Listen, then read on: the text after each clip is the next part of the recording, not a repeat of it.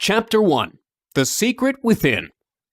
Deep within you lays an incredible secret that has the miraculous power to shape your very destiny and grant all your heart's desires.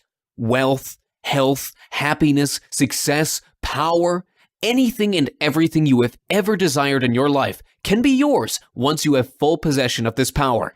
Unfortunately, only an elite few seem to have access to this incredible secret, because many average Joes are unaware of its very existence. You are probably well aware of these elite few. You might have seen them on television. You may have heard of them on the radio. You may have read about them in the newspapers. These are the movers and shakers of the world. Celebrities, business moguls, even world leaders that seem to have everything going for them. At some point in your life, you might wonder why you have not found just a fraction of the success that these people have enjoyed over the years. You wonder what it is that these people have that you do not. You wonder if you are destined for a life of mediocrity, of never breaking past that glass ceiling that has kept you from achieving everything you have ever desired in life. Fret not. You can be successful beyond your wildest imagination. You merely need to discover the secret to tapping into the power that will unleash limitless potential for success. This is the secret that has the power to change the course of your destiny forever. The limitless potential. Just where can you find this limitless potential? Why, within yourself, of course.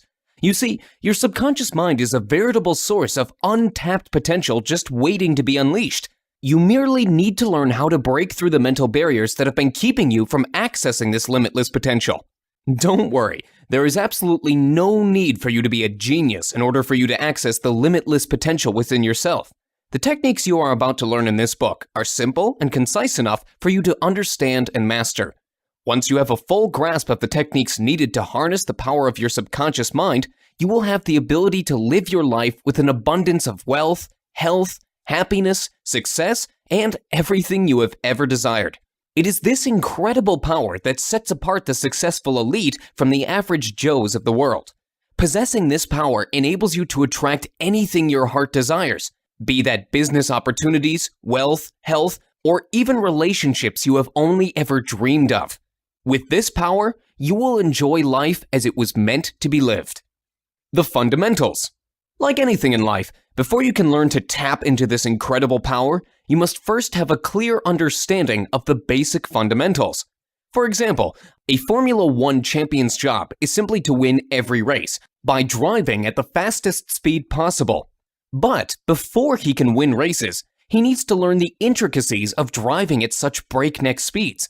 He has to have some knowledge of the mechanics behind the car, such as how different gear ratios affect the acceleration of the car, or how adjustments to the suspension settings can affect the car's handling around corners, etc.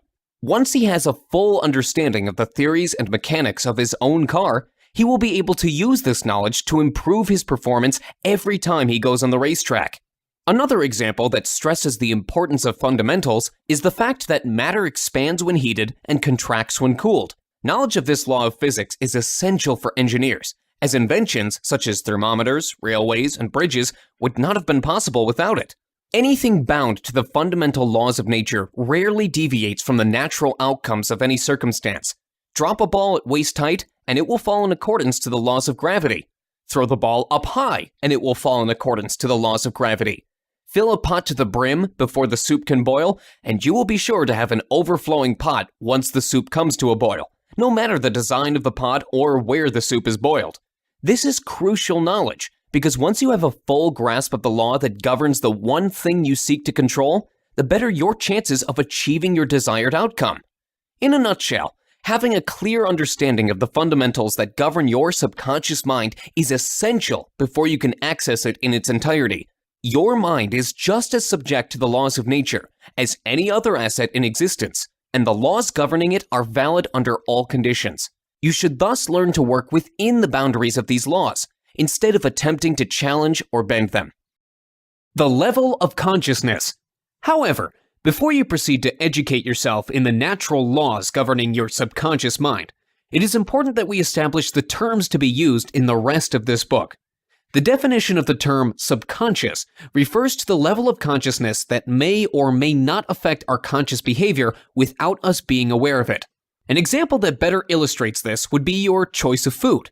For instance, you may feel like eating fish for lunch. Often, there can be no logical explanation as to why you would have the craving for fish, as the desire exists within your subconscious mind. However, your conscious mind may override your subconscious desire, resulting in your decision to have something other than fish. The fact remains, however, that your subconscious mind formed your innate desire for fish for seemingly no apparent reason. Or did it?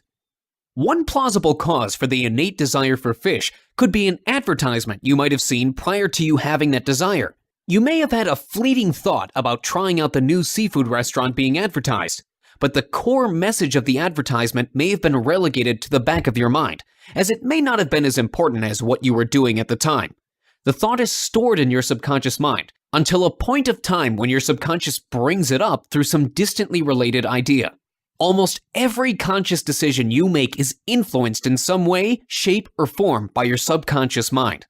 One other relevant example is a child's mental development. Imagine, if you will, a mother who exposes her newborn son to classical music even prior to his birth. During the time of her pregnancy, she places headphones against her belly, playing classical music for her unborn child. She continues this practice even after having given birth to her son, constantly exposing him to classical music by playing Bach, Beethoven, or Chopin in his room. The constant exposure to classical music would eventually manifest in some shape or form as he grows older. He could develop a deep appreciation for the genre, or he could be exceptionally talented in the arts, all due to the exposure to classical music his subconscious received throughout his life. Whatever input you expose your subconscious to will have some effect on your conscious experience. Your behavior, your personality, your preferences, they were influenced by whatever your subconscious mind was exposed to at some point of your life. Your subconscious is, in fact, a massive collection of past inputs and history.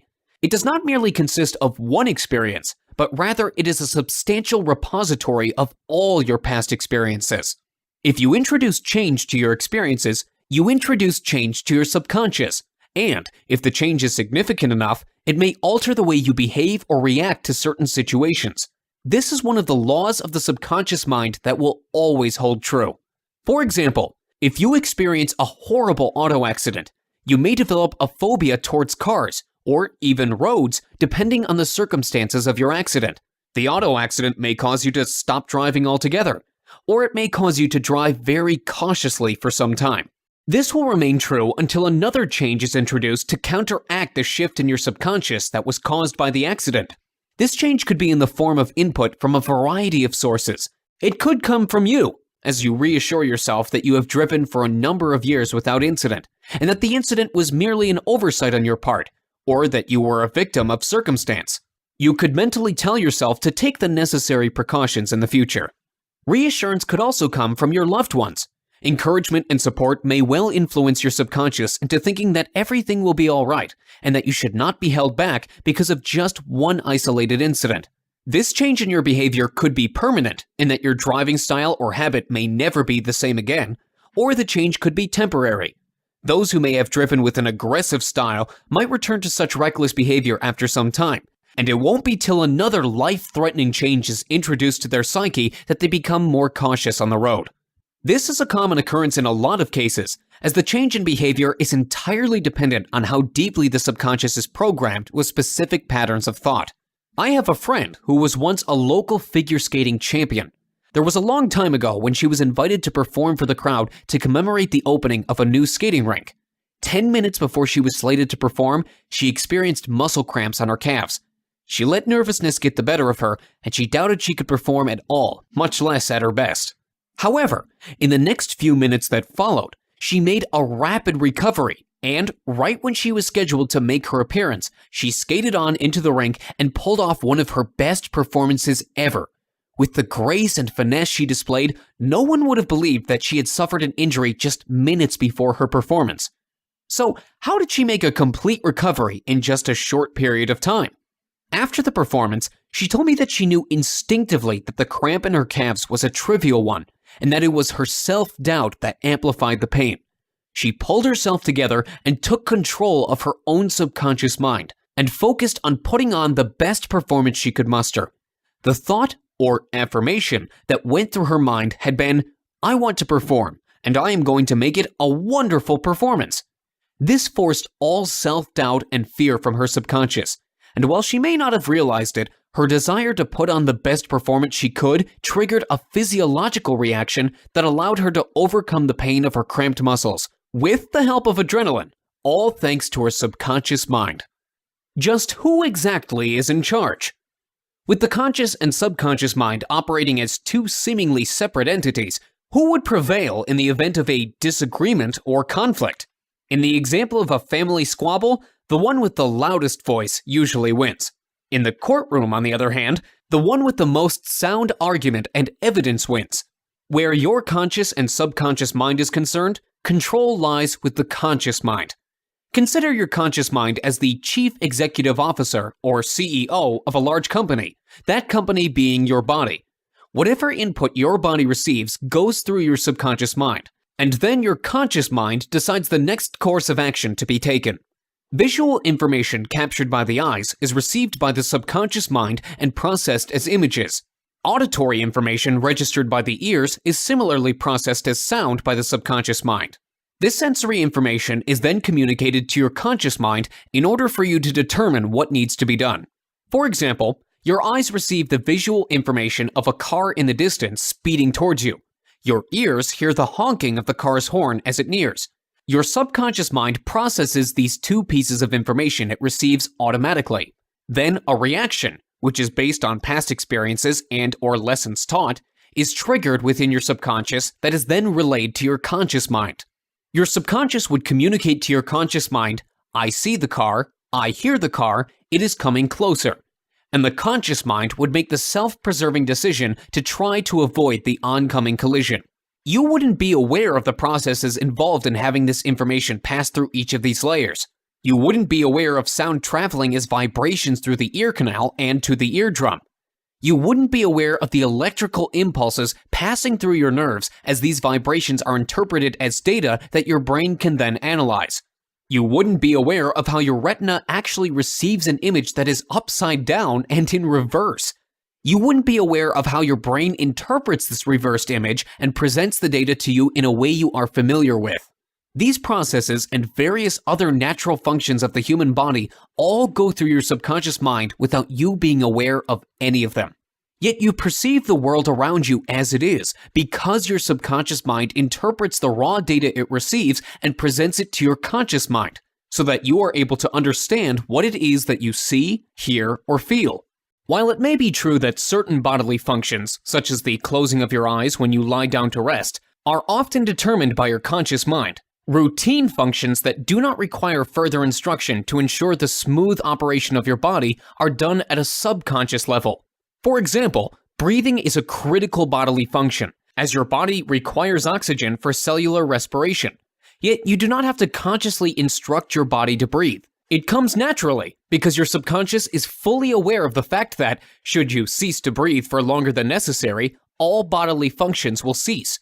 Your subconscious is responsible for these critical functions and requires no intervention by your conscious mind, except in times when allowing such functions to continue will inevitably harm your body rather than preserve it, ergo breathing while underwater.